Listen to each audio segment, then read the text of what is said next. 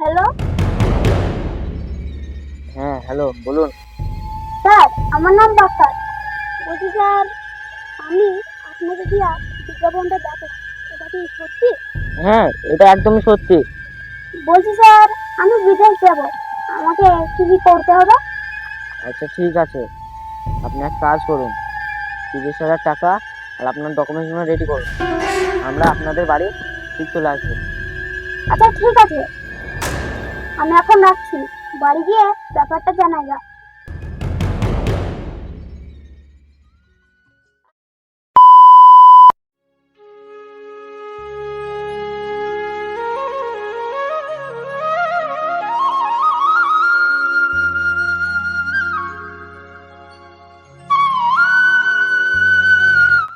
বাক্কার, আর কটা ভাত দেবো বাপ?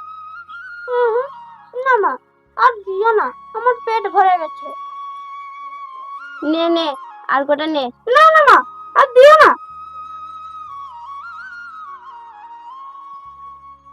খাওয়াও খাওয়াও, গুণধর ছেলে একটা জন্ম দিয়েছ, আরো বেশি করে খাওয়াও।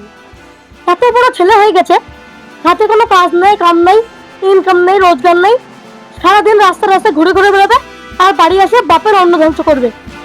লজ্জা লাগে না? আগো, এসব তুমি কি বলছো? ছেলেটা দুটো খেতে বসলো, তা তুমি ওকে এরকম করে বকছো কেন? আজ তোমার জন্যই তো ওর এই দুর্দশা। ছেলেকে হাত দৌড় দিয়ে পাঠা তো তুমিই তৈরি করেছো।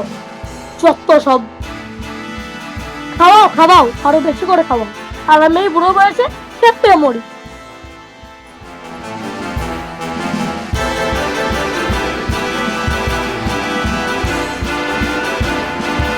বাচ্চা শোন, আরে বাচ্চা শোন। ছি, দিলে তো ছেলেটার খাবারটা নষ্ট করে।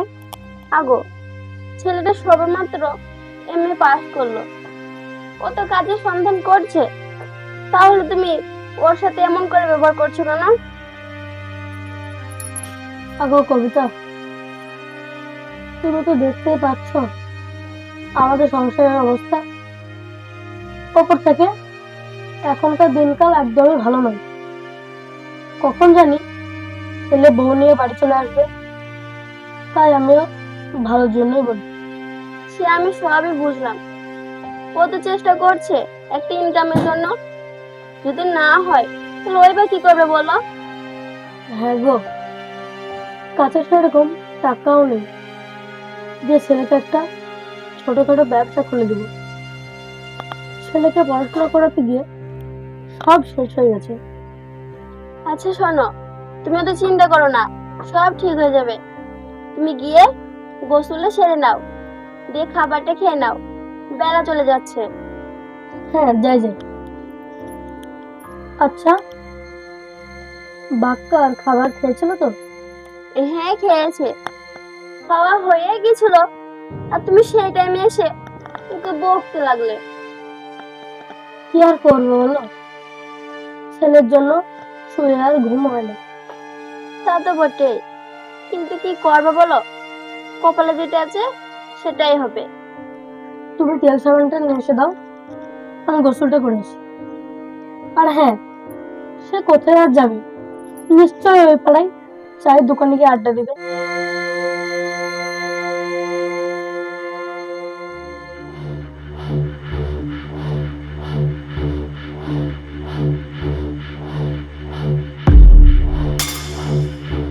আরে রায়হান, আমরা অনেক ব্যবসায় করলাম, আর যে ব্যবসায় করলাম সেই ব্যবসাটাই লস খেলাম।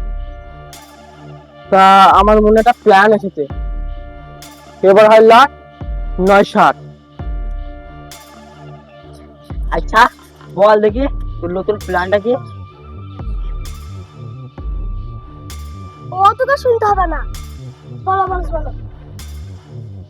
প্ল্যান বলছি, আমার এক বন্ধু আছে মুম্বাই, সে বলেছে নাকি আমাদেরকে কয়েকটা ছেলে জোগাড় করে দিতে। ব্যাপারটা ঠিক বুঝলাম না রে তো। তোকে শুনে লাভ নাই, বলো বস বলো। শুন তাহলে, সে বলেছে নাকি গ্রামে কিছু সাদাসিধে ছেলে জোগাড় করে দিতে। মাত্র 30,000 টাকায় বিদেশ পাঠাবে। হ্যাঁ, 30,000 টাকায় আমার বিদেশ যাওয়া হয়? হ্যাঁ, হয় হয় হয়, বলতে কেন বলছি? ভালো করে শুনবি তো, গাধা কোথাকার। তাদেরকে কোনো রকম পটিয়ে পাঠিয়ে বিদেশ পাঠাতে পারলে অনেক টাকা কমিশন দেবে। এ তো খুব ভালো কথা রে। তাই আমি ভাবছি তুই এক কাজ কর, পেপারে আমাদের মোবাইল নাম্বারটা আর বিদেশ যাওয়া 30,000 টাকার অফারটা ছাপিয়ে দে, তারপর দেখ কাজ হয়ে যাবে। ঠিক বলেছিস, চল তাই করি। তাহলে 2-5 জনকে পাওয়া যায় না, তাহলে তো ভালো হবে নাকি রে রাহিব? ঠিক বলছিস, তো তাড়াতাড়ি ছাপিয়ে দে, চল।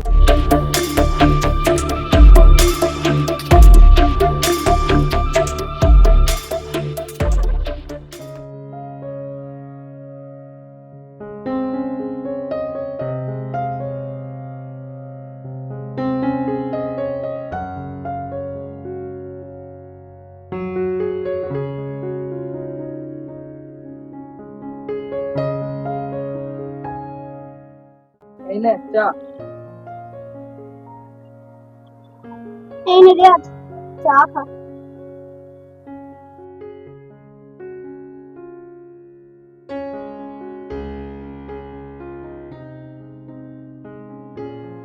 আরে বাক্কা, আজ তোরা তো মন খারাপ কেন রে? আর বলিস না রিয়াজ, হ্যাঁ চরম সমস্যা। কেন রে, কি হয়েছে? আমাকে বল, আমি শুনি। শোন তাহলে। খাওয়াও খাওয়াও, গুণধর ছেলে একটা জন্ম দিয়েছো, আরো বেশি করে খাও। এত বড় ছেলে হয়ে গেছে, হাতে কোনো কাজ নেই, কাম নেই, ইনকাম নেই, রোজগার নেই, সারাদিন রাস্তা রাস্তা ঘুরে ঘুরে বেড়াবে, আর বাড়ি আসে বাপের অন্ন ধ্বংস করবে। লজ্জা লাগে না? আগো, তুমি কি বলছো? ছেলেটা যখন খেতে বসলো, তা তুমি কি এরকম করে বকছো না? আজ তোমার জন্য তো ওরাই দুর্দশা। ছেলেকে আদর দিয়ে পাতা তো তুমি তৈরি করেছো, চত্ব সব। খাওয়াও খাওয়াও, আরো বেশি করে খাও, আর আমি বুড়ো বয়সে খেতে বলি।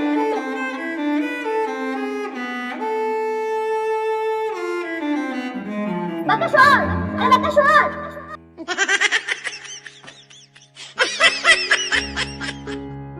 আরে তা আমার বাবা মাও ঠিক আমাকে এই জায়গায় বকা দেয়। তোমাকে বকা দেবে না, তোমাকে আদর করে দিবে। তুমি লোকের মেয়েকে ফোন করে পারবা? এই চুপ। ভালো কথা বলতে গেলে বিয়াই বাজার, যা মনটাই করুক গা।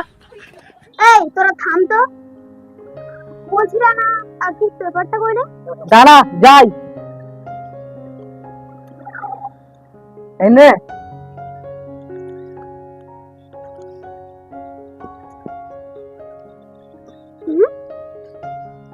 বিদেশে পাঠানো হচ্ছে মাত্র 30,000 টাকায়। কি ব্যাপারে বাক্কার, কি হয়েছে? এই রে রে, দেখ পেপার কি লেখা আছে। বিদেশে লোক পড়ানো হয়েছে মাত্র 30,000 টাকা, তো বিরাট ব্যাপারে। এই রিয়াজ দেখ, আবার নিচে ফোন নাম্বারটাও লেখা আছে। এই রিয়াজ তুই একবার কল লাগা তো।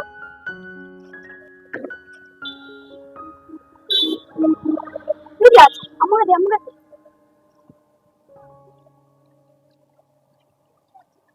হ্যালো হ্যাঁ হ্যালো, বলুন। স্যার, আমার নাম বাক্কার। বলছি স্যার, আমি আপনাকে দিয়া বিজ্ঞাপনটা দেখো, এটা কি সত্যি? হ্যাঁ, এটা একদমই সত্যি। বলছি স্যার, আমি বিদেশ যাব, আমাকে কি কি করতে হবে? আচ্ছা ঠিক আছে, আপনি এক কাজ করুন, 30,000 টাকা আর আপনার ডকুমেন্টস রেডি করুন, আমরা আপনাদের বাড়ি ঠিক চলে আসবো। আচ্ছা ঠিক আছে, আমি এখন রাখছি, বাড়ি গিয়ে ব্যাপারটা জানাই গা। আরে রিয়াজ, এবার মনে হয় আমার কপালে সব দুঃখ শেষ হতে চলেছে। ও ভাই যা কর, আমি বিদেশ যাব না। না যাবা কেন? বিদেশ গেলে যে গার্লফ্রেন্ডের হাতে দেখা করা যাবে না? ইয়ে তো খুব খাঁচা ব্যথা করতে লাগলো রে। এই তোরা থাম তো, বলছি রিয়াজ, ফোন দেওয়া হয়ে গেল, আমি তাহলে এখন বাড়ি যাই আর বাড়ি গিয়ে ব্যাপারটা জানাই গা। তোর কত টাকা হয়েছে? 70 টাকা।